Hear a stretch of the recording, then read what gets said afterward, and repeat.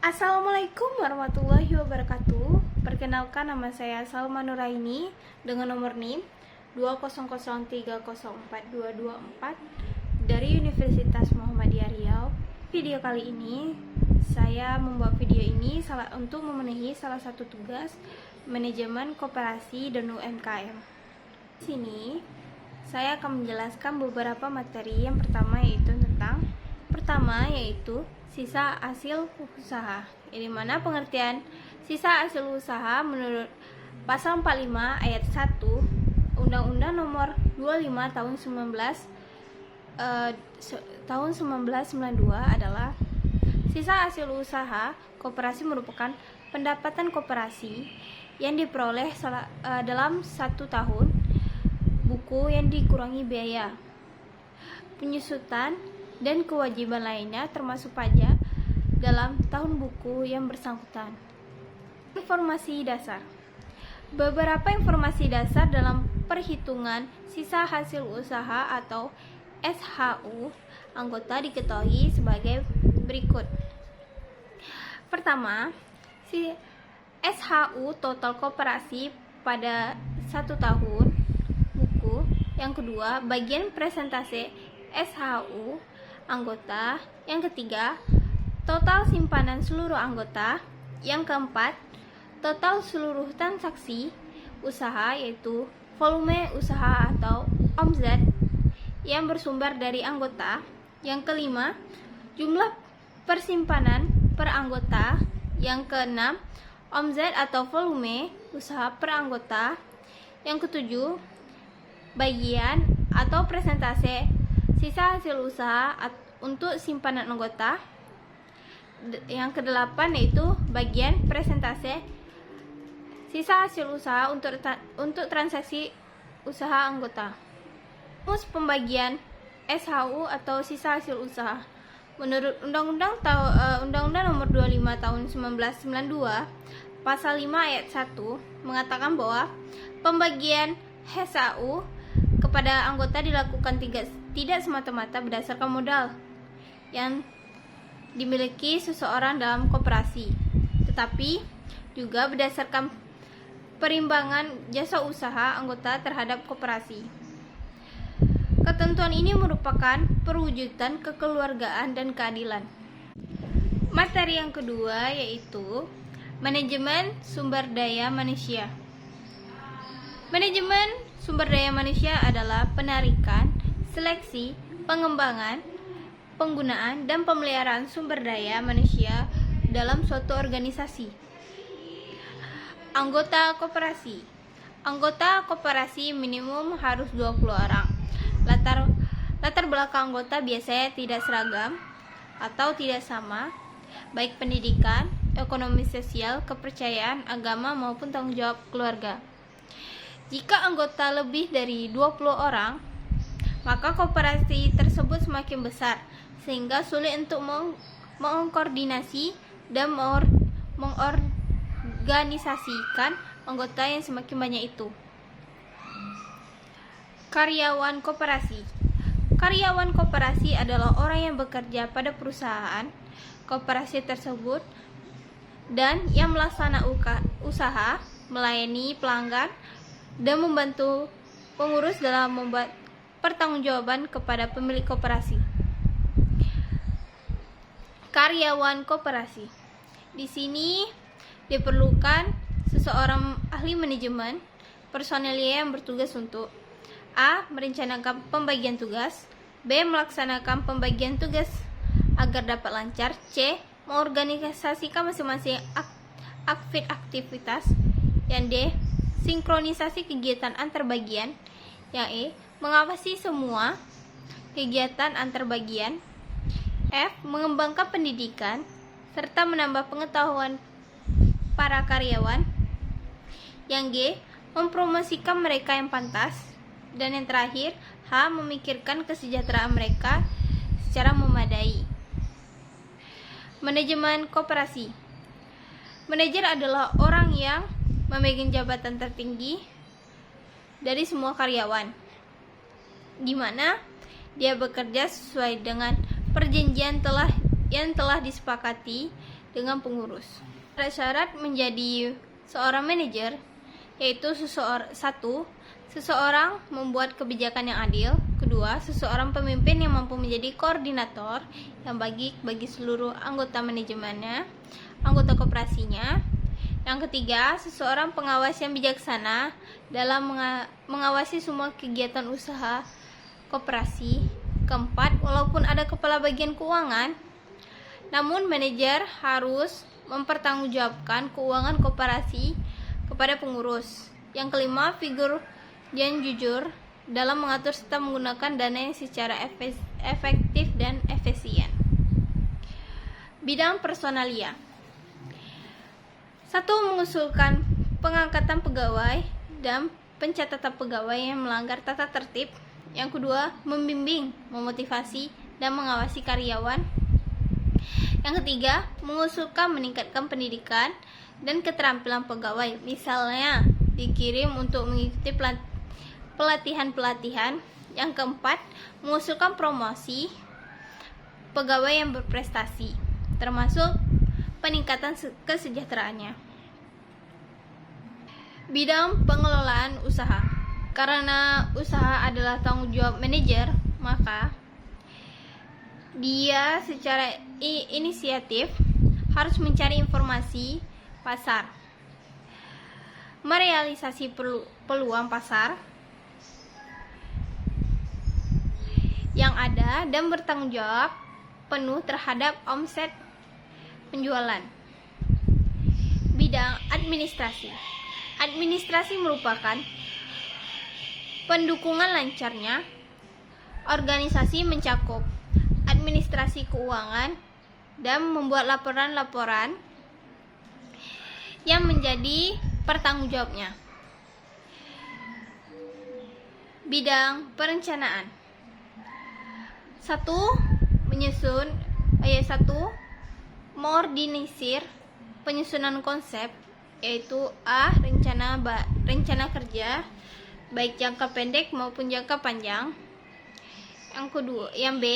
Rencana pengeluaran, terutama pengeluaran yang rutin. Yang C. Rencana pemasukan yang sudah ada anggarannya. Yang kedua, konsep perencanaan ini diajukan ke pengurus, lalu diadakan penyesuaian seperlunya sebelum diajukan ke anggota. Yang ketiga, mengikuti rapat yang berkaitan dengan bidang usaha. Bidang pengawasan. Di sini manajemen bertanggung jawab untuk mengatasi semua anggotanya, untuk mengawasi seluruh bidang yang ada di koperasi tersebut.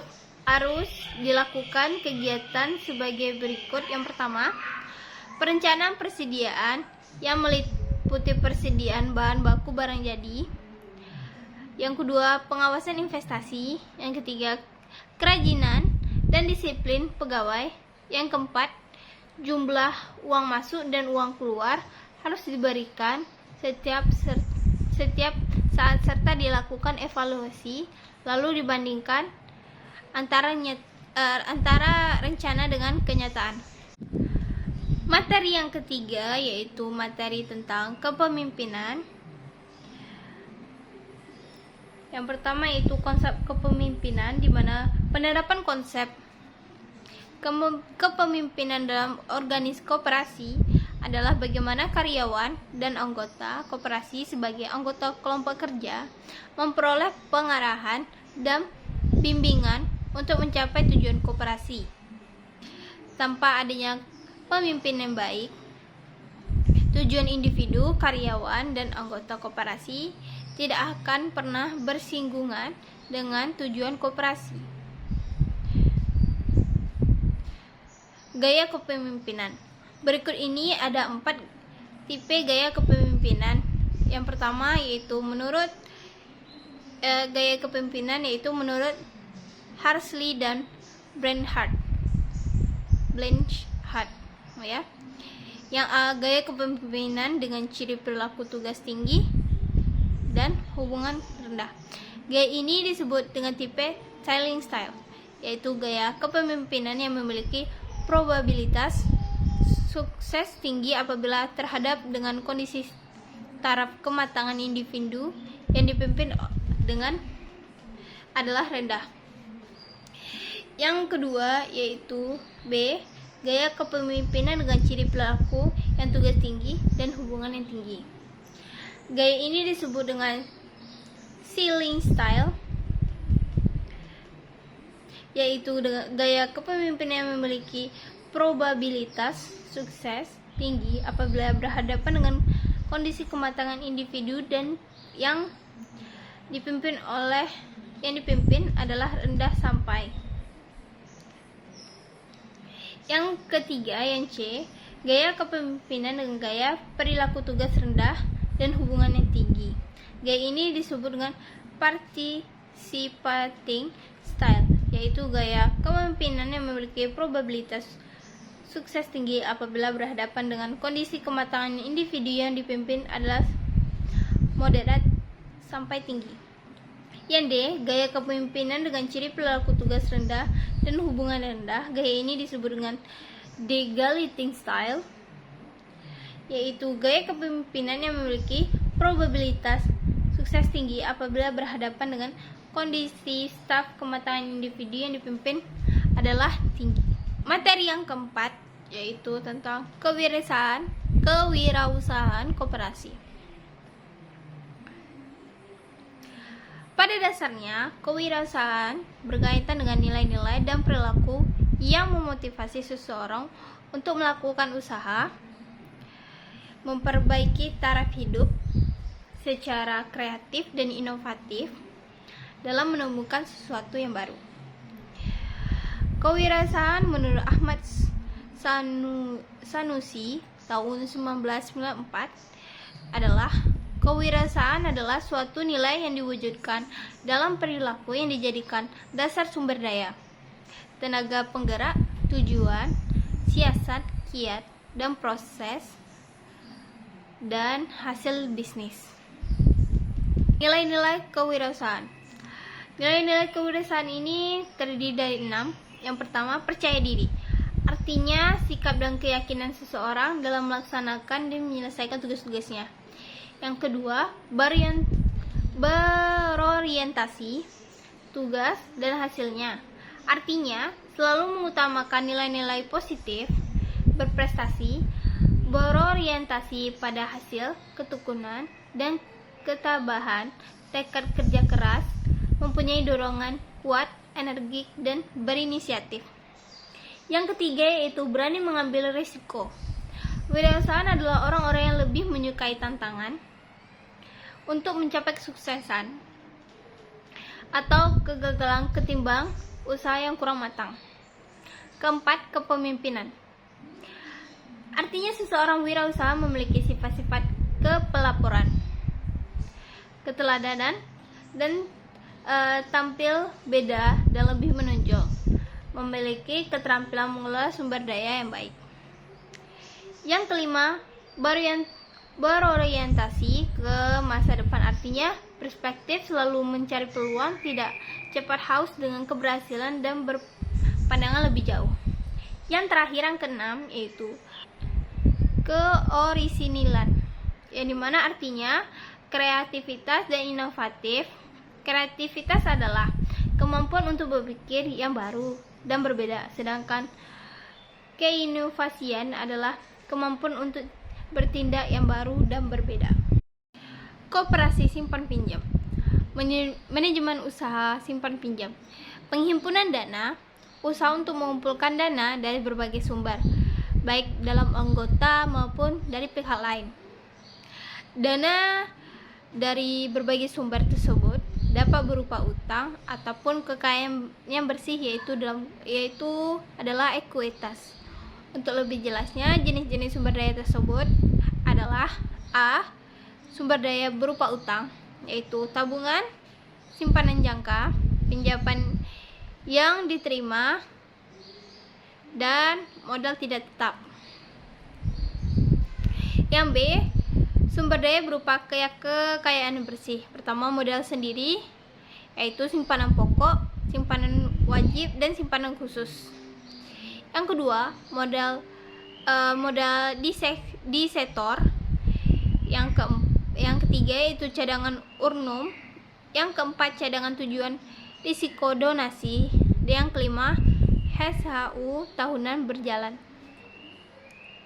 Jenis-jenis simpanan ini terdiri dari beberapa bagian. Itu simpanan pokok, yaitu adalah sejumlah uang yang sama banyaknya atau sama nilainya yang wajib dibayarkan oleh anggota kepada koperasi pada saat masuk menjadi anggota. Yang kedua, simpanan wajib, yang dimana simpanan wajib adalah sejumlah simpanan tertentu yang tidak harus sama, wajib dibayar oleh anggota kepada koperasi dalam waktu dan kesepakatan tertentu. Yang ketiga, tabungan koperasi. Tabungan koperasi adalah simpanan pada koperasi yang penyetoran dilakukan berangsur-angsur dalam penarikan yang dapat dilakukan oleh anggota yang bersangkutan atau kuasanya dengan menggunakan buku tabungan koperasi setiap saat pada hari kerja koperasi. Jenis-jenis pinjaman. Satu, berdasarkan jangka waktunya. Pinjaman jangka pendek, pinjaman jangka menengah, dan pinjaman jangka panjang. Berdasarkan sektor usaha yang dibiayai, yaitu perdagangan, industri, pertanian, peternakan, dan jasa. Syarat-syarat pinjaman. Dalam upaya menekan risiko pinjaman yang timbul, maka calon nasabah meminjam paling tidak harus memenuhi syarat-syarat berikut. Yang pertama, anggota dan calon anggota KSP atau USP bertempat tinggal di wilayah bersangkutan. Yang kedua, mempunyai usaha atau penghasilan. Yang ketiga, mempunyai simpanan aktif baik berupa tabungan maupun simpanan jangka yang telah berjalan minimal 1 tahun, 1 bulan. Jaminan. Tidak seperti bank, jaminan pinjaman dari KSP atau USP bukan merupakan hal yang sangat utama, apalagi kepada KSP atau USP fungsional. Namun demikian, apabila hal tersebut diterapkan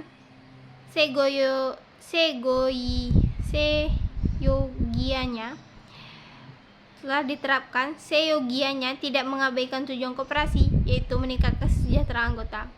Apabila KSP atau USP akan menerapkan jaminan sebagai salah satu keharusan, jaminan pada umumnya merupakan kekayaan berharga milik nasabah seperti barang-barang elektronik, surat bukti kepemilikan kendaraan, dan tanah sebagainya. Pengertian UMKM dan peran UMKM terhadap perekonomian Indonesia. UMKM adalah usaha kecil yang membantu perekonomian Indonesia. Yang dikatakan membantu perekonomian Indonesia disebabkan karena dengan melalui UMKM akan terbentuk lapangan kerja baru serta juga meningkatkan devisa negara dengan melalui pajak badan usaha. Ciri-ciri UMKM. Yang pertama, tempat usaha bisa berpindah-pindah, tidak tetap berada di suatu tempat. Yang kedua, jenis barang yang dijual bisa berupa sewaktu-waktu, belum ada SOP ketat yang mengatur hal ini. Yang ketiga, administrasi keuangan sederhana. Terkadang keuangan pribadi dan keuangan perusahaan masih disatukan. Yang keempat, kebanyakan belum memiliki legalitas usaha. Yang kelima, belum ada sistem ketat dan sistematis yang mengatur masalah SDM di dalam badan usaha. Jenis-jenis UMKM yang pertama yaitu kuliner. Yang kedua, fashion dan kosmetik.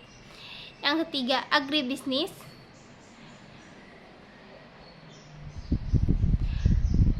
Perbedaan usaha mikro, kecil, dan menengah. Usaha mikro merupakan suatu badan usaha yang dikatakan ialah sebagai masuk kriteria usaha mikro jika mempunyai kekayaan masih di bawah 50.000 per bulan. Dalam hal tersebut, bangunan dan juga tempat usaha tidak masuk dalam hitungan. Usaha kecil. Yang dikatakan sebagai usaha kecil adalah merupakan salah satu usaha yang dikelola oleh perorangan dan juga bukan dengan melalui badan usaha. Kriteria usaha kecil ini ialah sebagai usaha mikro jika mempunyai kekayaan bersih di bawah 300.000 per tahun. Usaha menengah dikatakan sebagai usaha menengah jika keuntungan bersih dan usaha tidak lebih dari 500.000 per bulannya. Perhitungan ini tidak termasuk dengan kekayaan tanah serta juga bangunan.